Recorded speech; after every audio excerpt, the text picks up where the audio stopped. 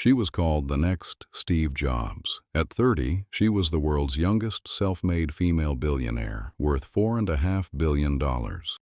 Her company was worth $9 billion. Presidents praised her. Billionaires begged to invest. There was just one problem.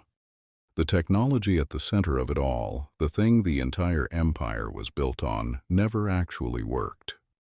This is how one woman fooled the smartest people in the world for over a decade.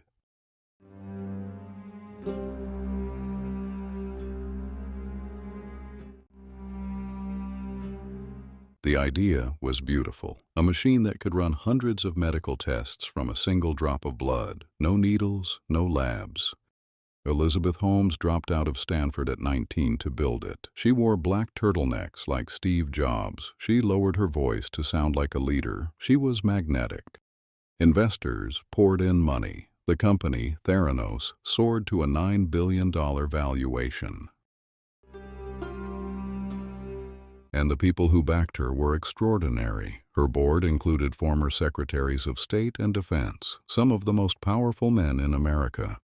Media giants and billionaire families invested hundreds of millions. The hype was total. But not one of them did the one thing that mattered: checked whether the machine actually worked. Because behind the curtain, it didn't. The device gave wildly unreliable results. So secretly, Theranos ran most of its blood tests on ordinary machines bought from other companies, while telling the world its own technology was a miracle. And these weren't harmless gadgets. They were used on real patients, making real medical decisions about cancer, about pregnancy, based on results that could be completely wrong. For years, the lie held, until a few employees couldn't stay silent and a journalist started asking questions.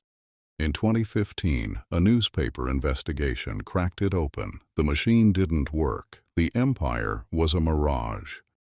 The fall was instant and brutal. Partnerships collapsed. Investigations opened. That $9 billion valuation went to zero. Elizabeth Holmes was charged with fraud. In 2022, she was convicted and sentenced to more than 11 years in prison. The woman hailed as the next Steve Jobs became a symbol of Silicon Valley's most dangerous habit, believing a great story over hard proof.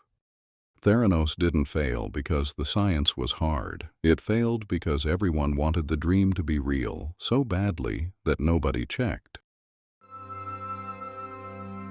$9 billion, built on a machine that never worked. That's the power of a perfect story and the danger of believing one.